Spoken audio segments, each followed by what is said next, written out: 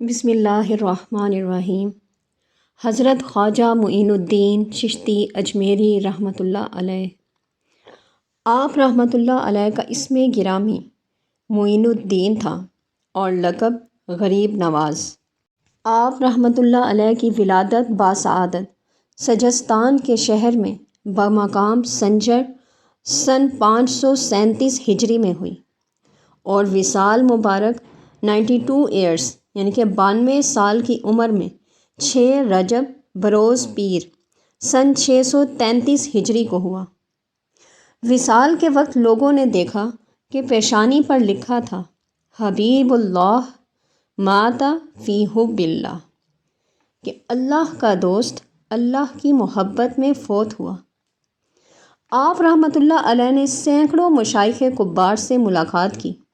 57 روز تک حضور غوث اعظم سیدنا شیخ عبد القادر جیلانی رحمۃ اللہ علیہ کے ساتھ ایک ہی حجرہ مبارک میں مقیم رہے۔ سلسلہ سہروردیہ کے بانی شیخ شہاب الدین سہروردی رحمۃ اللہ علیہ اور ابو النجیب رحمۃ اللہ علیہ سے بھی آپ رحمۃ اللہ علیہ کے دوستانہ مراسم تھے۔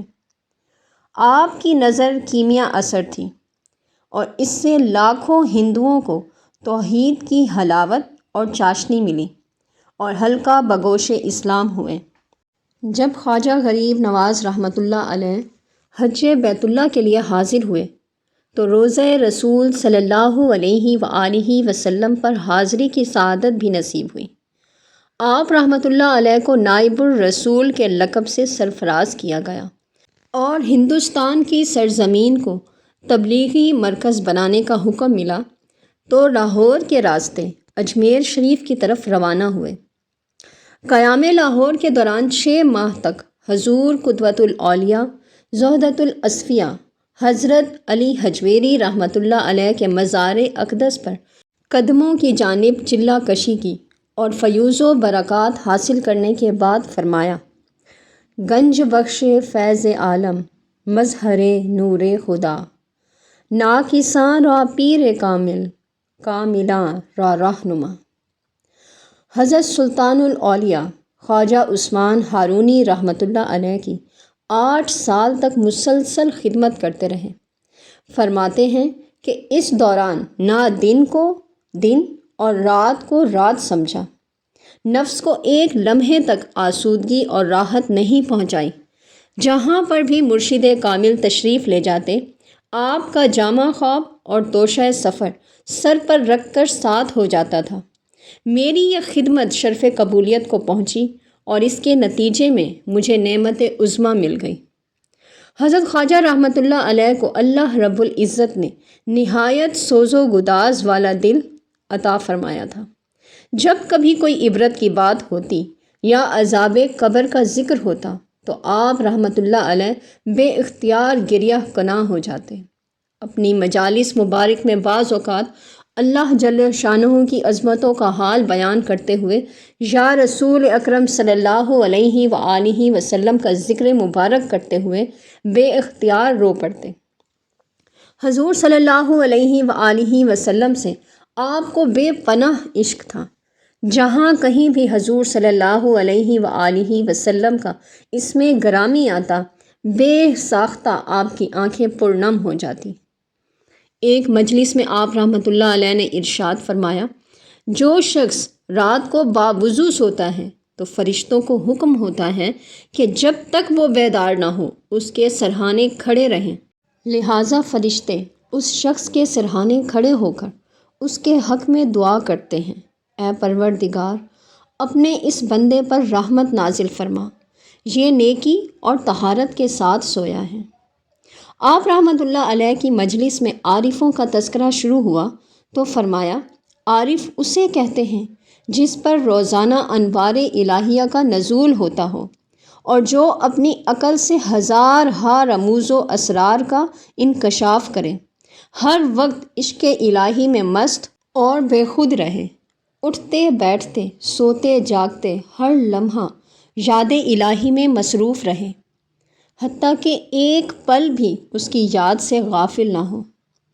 آپ رحمۃ اللہ علیہ نے ارشاد فرمایا: ایک مرتبہ خواجہ ذوالنون مصری رحمۃ اللہ علیہ سے ایک صوفی نے پوچھا، عارف کسے کہتے ہیں؟ تو انہوں نے جواب دیا، عارف وہ لوگ ہوتے ہیں جن کے دل سے بشریت کی کدورت دور ہو جاتی ہے اور ان کے دل حرص و ہوس سے پاک ہو جاتے ہیں اور ان میں عشق الہی موجزن ہو جاتا ہے، غیر کی طرف وہ آنکھ اٹھا کر بھی نہیں دیکھتے، اور محض عالم تصوف ہو کر صوفی بن جانا مناسب نہیں ہے، بلکہ اس کے ساتھ ساتھ خود کو ہمتاً مجسمہ اخلاق بنانا ہوگا۔ عارف دنیا سے بچتا ہے کیونکہ اس میں حسد اور بغض کے سوا اور ہے ہی کیا۔ جو شخص دنیا میں مشغول ہو گیا وہ حق سے دور ہو گیا۔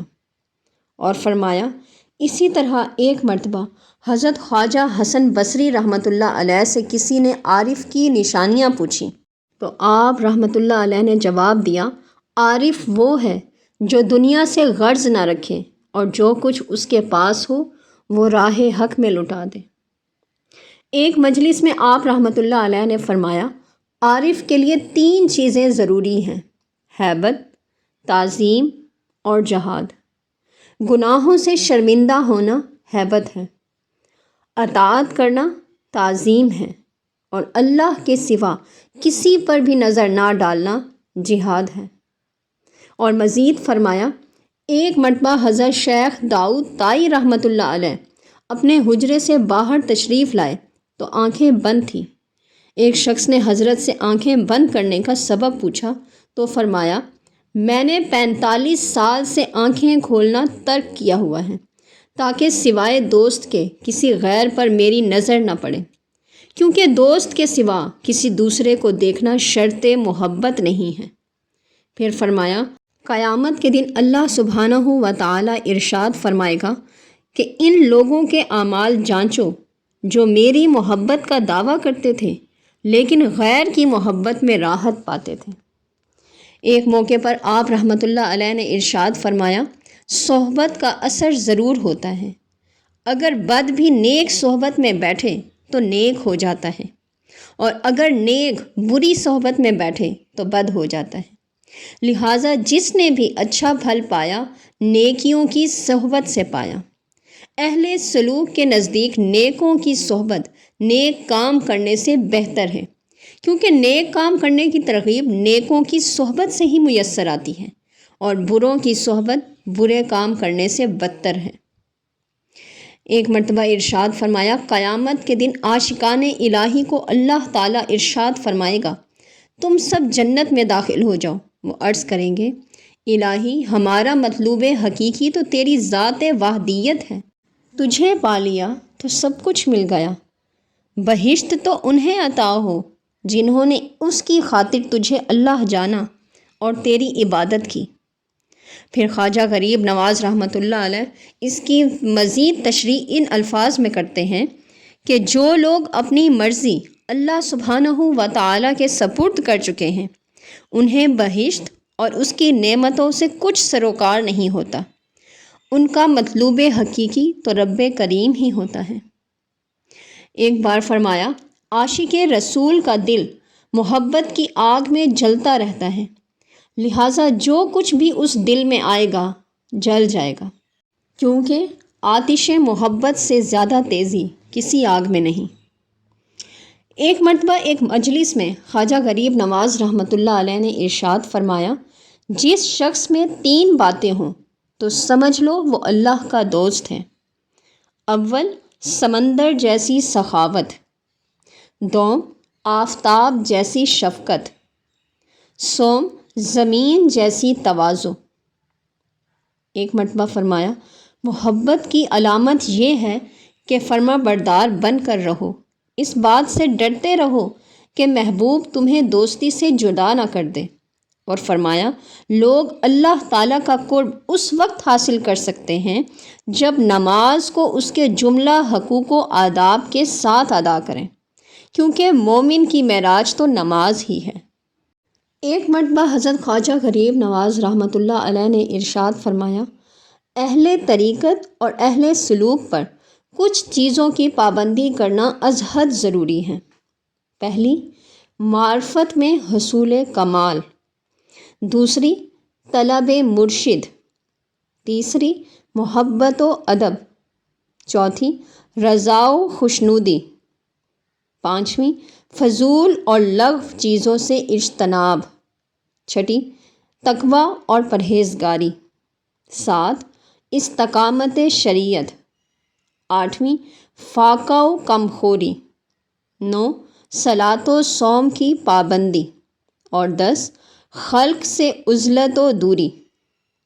فرمایا دونوں جہانوں کو خیر بات کہہ دینے سے اگر اللہ سبحانہ و تعالیٰ کی رضا اور خوشنودی حاصل ہو جائے تو یہ مہنگا سودا نہیں ہے۔